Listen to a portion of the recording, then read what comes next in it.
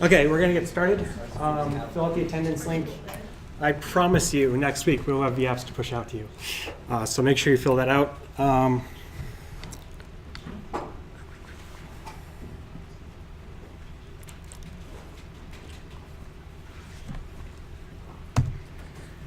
Okay, so our VUp for today is defsec_ESXi_lab.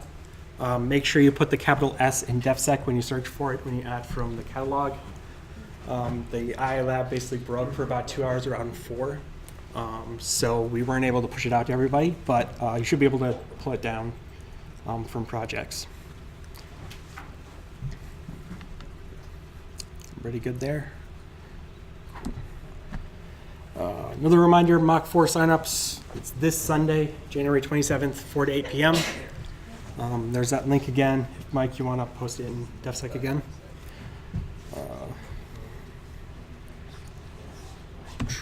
So we had our qualifiers for CCDC yesterday. And throughout basically last night and today, we've been deliberating on who we're going to put on the team.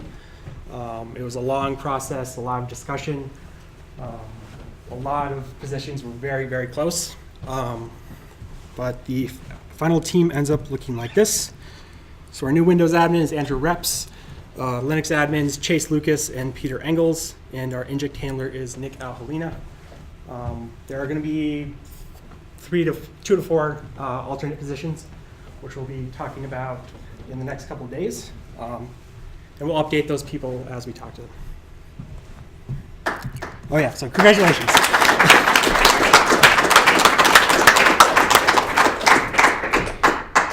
All right, so to the main event, ESXi. We're going to talk about what it is, why we use it, and how do we secure it.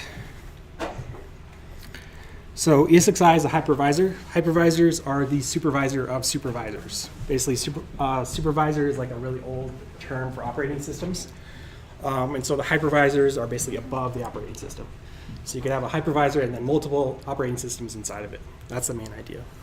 Basically, it's usually like software and firmware together that allows multiple virtual machines to run on the same host. So presumably you guys are familiar with this by now after we've been using the iLab for like the past year. So VMware Workstation and VirtualBox are also hypervisors, but they're hosted. So they're inside another operating system, so you get like 3 layers deep instead of 2. But ESXi is a bare metal hypervisor, which means that it runs standalone. So why use a hypervisor? Basically, it's easier to scale. You can deploy a large number of VMs really, really quickly. And it's also less cost than buying a new server because you can better utilize the resources that you already have. So you could have multiple VMs on one server, and they would be able to utilize those resources a lot better than just one system sitting by itself. And most importantly for us, we get snapshots. So we can revert to snapshot. We don't have to worry about breaking things with our configuration channel changes and things like that.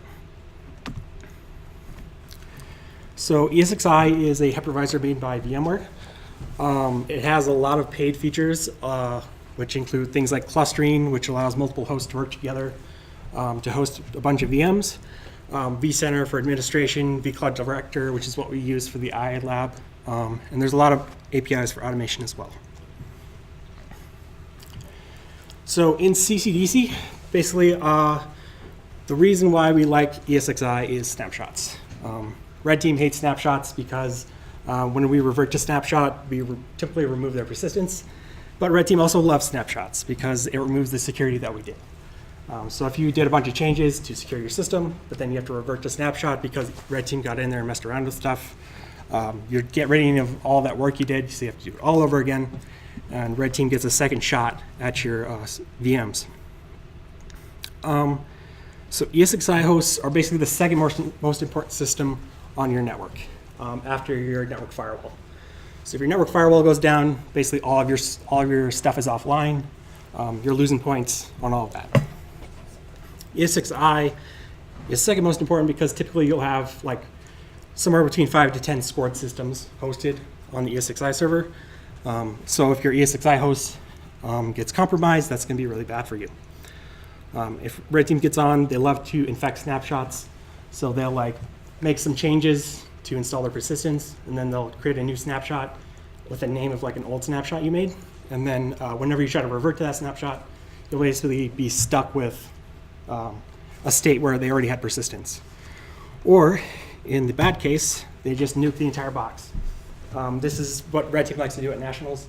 If they get in typically like a quarter of the way through the second day of the competition, they'll just nuke the entire Esxi server, and then all your stuff is gone. So it's really important to secure that stuff. So now, let's actually talk about securing it.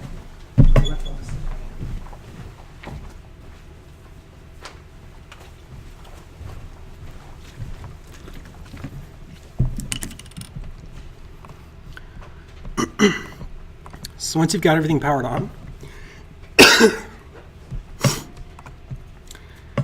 basically we're going to jump onto the Esxi server. So right when you get in, you get a screen that looks like this. This is called the DC UI. I don't remember exactly what it stands for. It's a user interface of some kind. If you scroll down to the bottom, we basically have two options. We can shut down and restart the system, or we can customize things. So the first thing you want to do when you get onto an Esxi server is go into Customize Settings. So you're going to go to F2. Username is root, password is password1 exclamation point. After a second or two, you should get in here.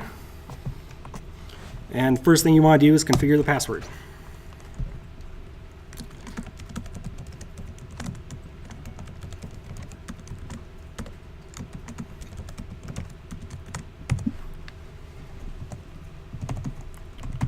So that'll change the root password for the system. There might be other users on the system as well, but it's going to be a little bit before we actually investigate that stuff.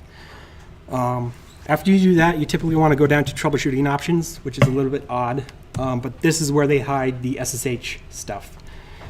So by default, Esxi will not have SSH enabled, but you never know, it might be enabled on the system when you get in. So you always want to go in there and disable SSH if you have physical access to the system. If you don't, then you typically want to keep SSH open, usually. Also by default, the Esxi shell will be disabled. So the Esxi shell is basically a local shell on the system, which is you're not allowed to actually access until you actually go into these options. So we'll want to make sure that's enabled. And then when you're done, we'll hit escape and escape again. So now all that stuff's saved, and now we can actually get into the CLI. So to get into the CLI, you're going to do Alt F1, which will switch your terminal over to the ESX command line. The login as root, password1, or whatever you changed it to just now, like that. And basically, we have a little shell here. It's more or less Linux.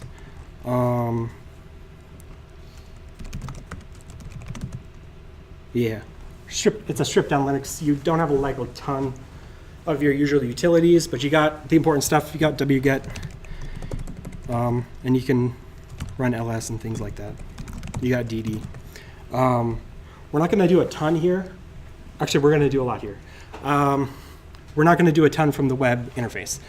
So the thing about Esxi is it has a web interface, but it's sort of a pain to use, like most web interfaces are.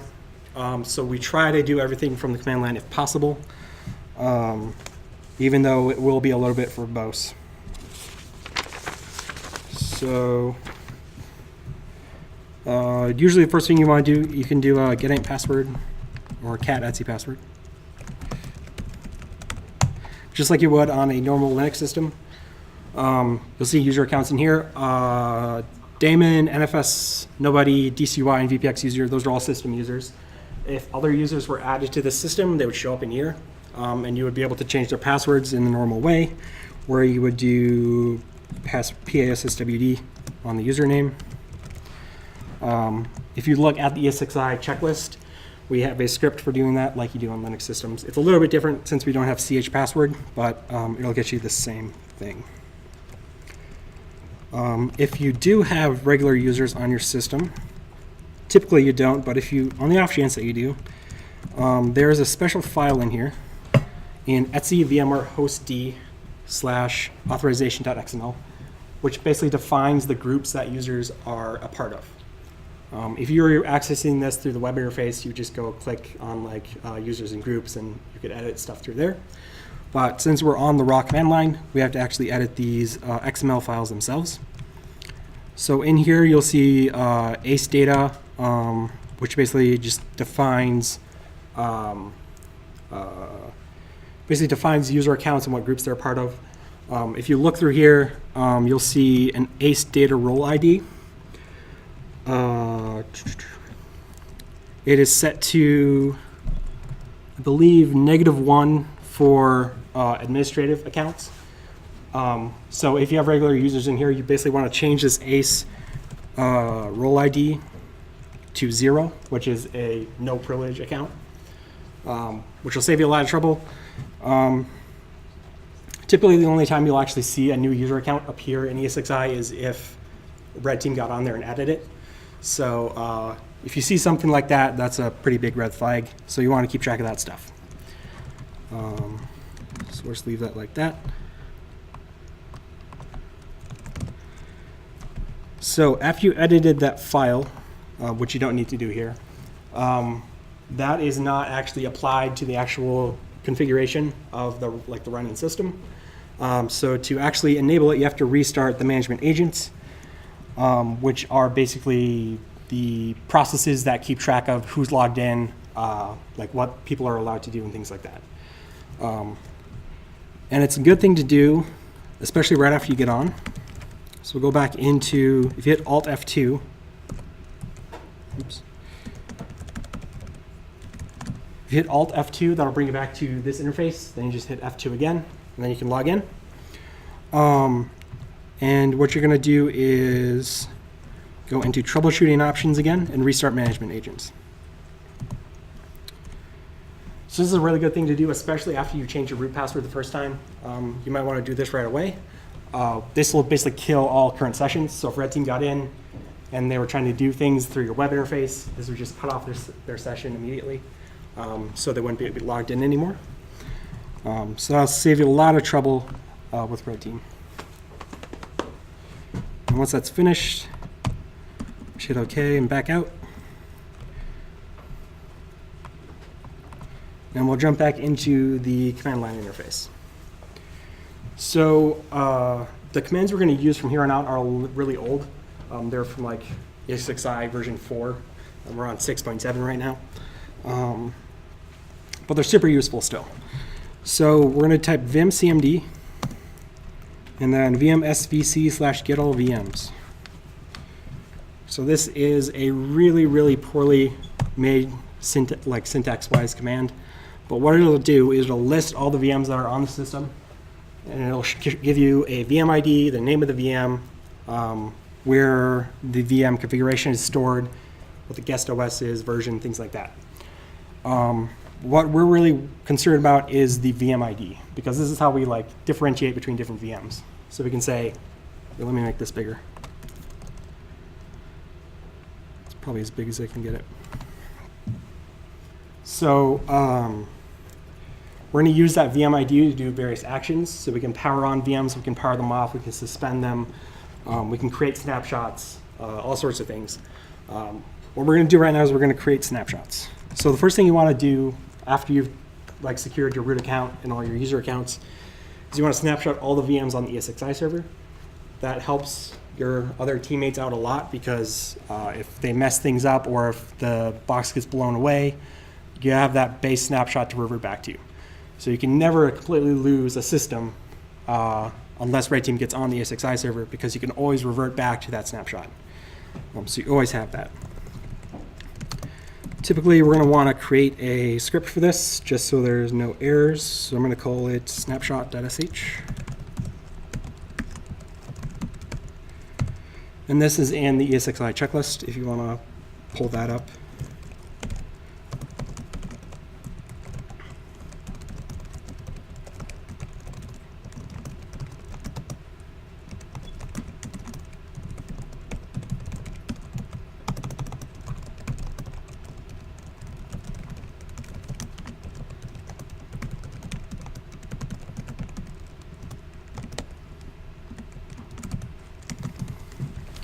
Okay, so now I've gotten all that written out.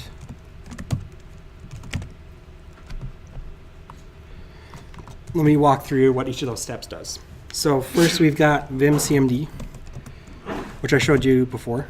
So that's just get all VMs. And then we do a cut dash d dash f1. So what we're doing there is we're cutting, we're splitting the string on spaces, and then we're grabbing the first piece of that.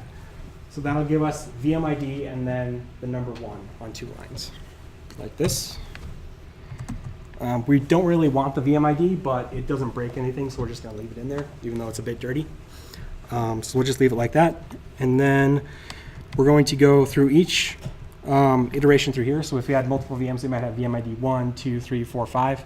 So we're going to go through each of those, and we're going to do a snapshot.create with the VM ID, which is 1 here for the first one. And then we put in 2 strings. The first is the title of the snapshot, and the second is the description that we put into the snapshot. And then 1, 0. I believe 1 stands for whether you want to quiesce the memory of the system, so that'll basically like freeze everything before it actually snapshots. You want to do that just in case things like, you don't want things to change in the middle of your snapshot, because that's kind of bad. And then 0 tells it whether you want the snapshot to be in a powered on or powered off state when you restart it back up. 0 means powered off, I believe. So we'll do that. And it'll create a snapshot, which will take a little bit of time. And if you're doing this in the competition, you would use that script I made, like make it executable and run it, and then that would snapshot all of your VMs at the same time. So once we're done with that, we're going to move on to the firewall. Typically, this is not absolutely necessary, but it's good practice as well. So we're going to use the ESX CLI and network firewall get. So here we see that this will give us basically an overview of how the firewall is set up. We see that the default action is drop. We see that the firewall is currently enabled and that the rules are loaded. And so that's good. If the rules were not loaded, we could do ESX CLI network firewall load, which would load them. That should be fine. And if the default action was not drop, we could do that here as well. So ESX CLI network firewall set dash dash default dash action false. Default action is already set to drop. And so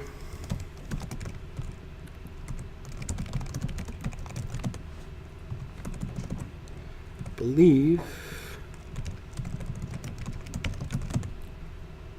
okay, yeah. This is a bit long. So if you do ESX CLI network firewall rule set list, that'll list all of the like pre-created rules.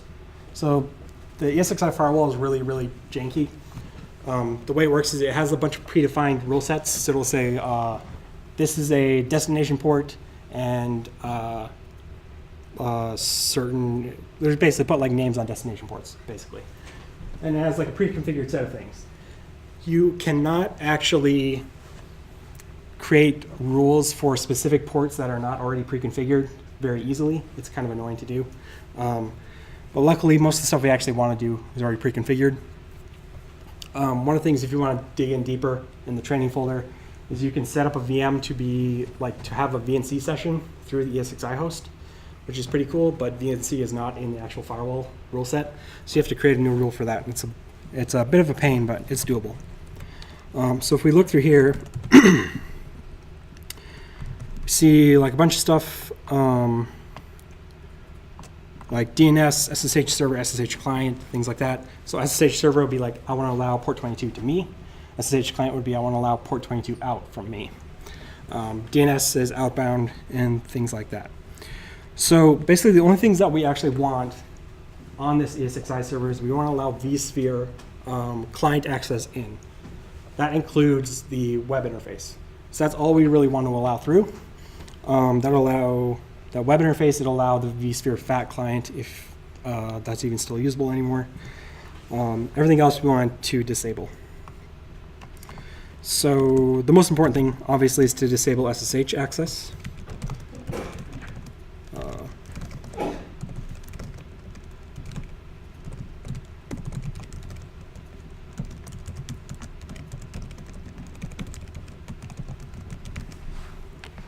So what we'll do is we do ESX CLI network firewall rule set rule set ID SSH server and allowed all false.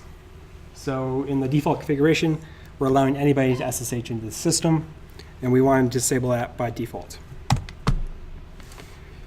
And next, we're going to do the same thing for the Vsphere client.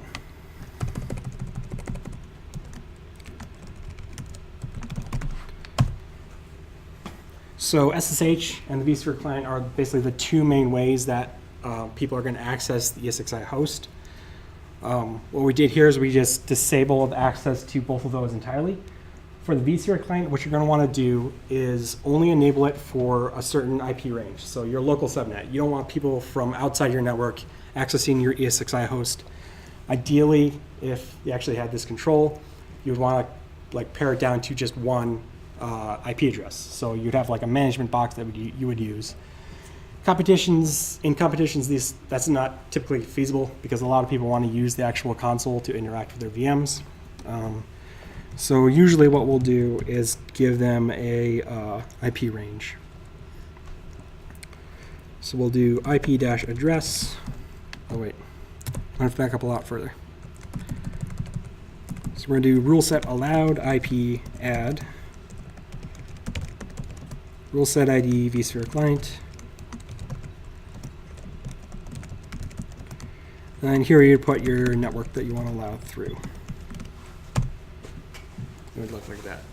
And so now we're allowing the 192.168.1.0/24 to this host over the web. And that is basically all you need to do from this interface. Something to keep in mind if you're dealing with a remote ESXi server is that this part here, the setting the rule set ID Vsphere client allowed all false, will cut off your connection if you're actually accessing this via remote, or actually this SSH part. So I have procedures, if you look in the training folder for if you're dealing with a remote ESXi system, to deal with, to sort of manage that. So you basically go through SSH and on the web so that if you get locked out of one, you can open it back up. But if you're dealing with a local system, you don't have to worry about that so much. Okay. Now, after I've tortured you with the command line, we can deal with the web GUI.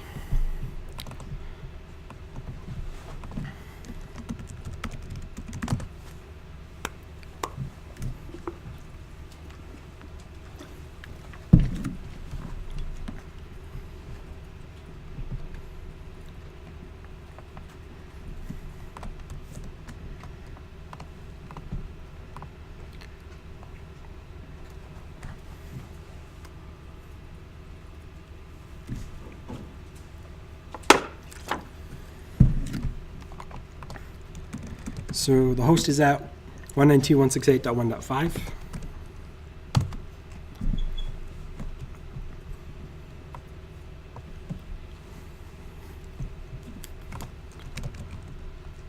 Oops. You're logging as root and the password you changed it to earlier.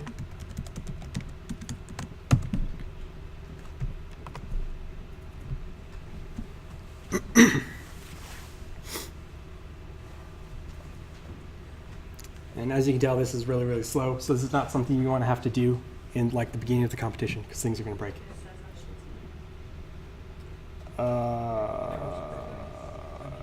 Did you do the firewall stuff? Possibly? You might have broken it with the firewall stuff. Let me run through the rest of this and we can check that out. So when you get onto the system, you should see one VM here. You might have to navigate. Actually, this should be like the same for you. So under virtual machines, you'll see all the VMs that you have. I pre-installed one Ubuntu server here for you. If you want to create a VM, you create register, and you can go through the process. It's basically the same as if you create a VM on the IA lab. There's a data store ISO that you can install. I'll just run through that real quick.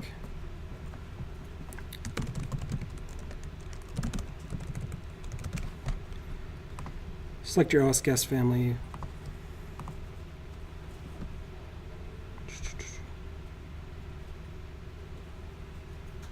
Scroll all the way down to Ubuntu.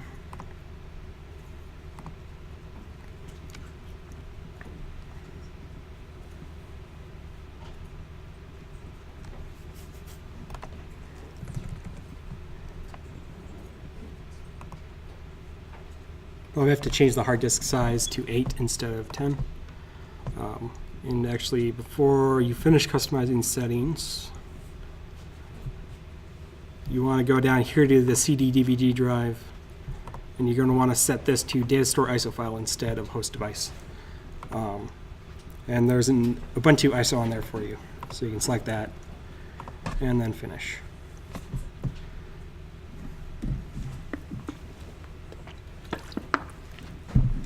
So how to create the VM on your system. Something sort of interesting is that you can see all this stuff on your Esxi server. So you go into, basically in your root directory, you'll see VMFS, which is the VM file system, and volumes, and data store 1. Data store 1 will basically hold all of your VMs. So you'll see like, they'll have the name of the VM in a folder. So if we cd into Ubuntu installed,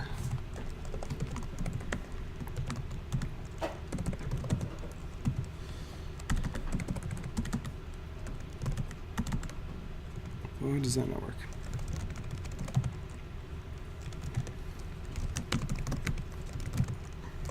Okay, in here anyway. So you got your VMDK, which is your hard drive. VMSD, I don't remember exactly, but the VMX has the configuration for the actual VM.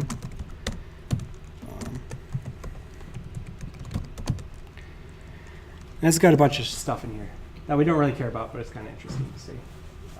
All the configuration for the VM is stored in that file. So back over on the web interface, if you wanted to, you could power this on and then like run through the installation. Over here, I've already created a VM here. That should be already installed, that you can power on using that right here. And then if you look at actions, say if you were working on a VM on this system and instead of actually running the Esxi server, this is where you would go to create a snapshot. So say you changed all your user passwords, you need your firewall, everything's working great, you want a snapshot so that you don't lose your work. This is where you do it. So you take a snapshot here, type in a name,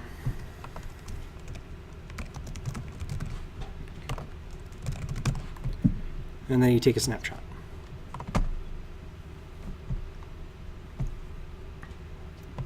Then you can see down at the bottom you have all your tasks and they're working. You'll also see under the Actions tab we have snapshots. You can restore to snapshot. This will basically restore to the last snapshot you made. If you want to restore to a previous snapshot, you can go into Actions, Snapshot, and Manage Snapshots. And here you'll see all of the snapshots you made throughout the course of using the system. So we see way at the top we have Initial, which is the one we made using the command line interface. So you can delete snapshots, you can restore to this specific one. I believe Edit will allow you to just change descriptions and things like that. So this is like a really powerful tool for you to use, especially in like defensive security competitions where you can save your work basically as you go along and then revert back if red team tries to nuke you too badly. We used this to really great effect at Nationals last year. We had like a web server that red team was constantly reinstalling the web application on and deleting the entire web directory. And so we could revert to snapshot over and over again while we figured out what they were actually doing.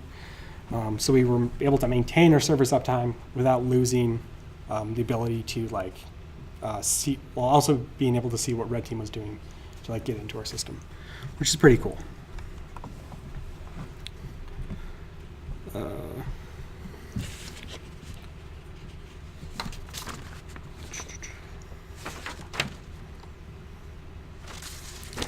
Also here, you'll see, basically got this monitor here. This will basically work like the web UI in the iLab, except it's worse because it doesn't open in a new window. It just opens in the same window. So you're stuck with this thing here. You can't do anything else. You can't like multitask as easily, but you can still log into your systems. And actually, this won't work. Gotta log in as DSU. And one of the interesting things we're doing here is that this ESXi server is running on another ESXi server, which is the iLab. So we're virtualizing within a virtualization within a virtualization. So one of the issues that comes up in this is that because this ESXi server is inside another ESXi server with weirder permissions, you will not actually be able to do networking right now because there has to be special configuration in the iLab on your internal network to actually allow VMs to talk in and out of the ESXi host, which is a little bit janky, but unfortunately, we don't have permissions to change that stuff, but Eric does. You should be able to log in as DSU with best run thing if you want. So again, you won't be able to do much because you don't have internet access. So there's that. If you want to get deeper into it, there is this networking tab. So if you wanted to like split out certain VMs to be in separate sort of VLANs, you could segment your network a little bit better. That's something you can do in here. One thing we try to do at CCDC as well is you can install like a pfSense system on this ESXi server and run all your VMs through that pfSense system and then out into the actual network. So that gives you that firewall there at the edge of your ESXi host, which is really useful if you're dealing with a remote ESXi server. Makes things a lot easier. We're not going to get too deep into networking though, because it's a little bit weird and you don't really need to know how to do it for these competitions. It's something you'll learn in Survey of Enterprise Systems if you haven't taken that yet. From there, does anybody have any questions about anything? Otherwise, if you want to stick around and mess around with stuff, see if you can get things working on this ESXi host, I'll be here for another probably hour. Other than that, we're going to be done for today. So thanks for coming.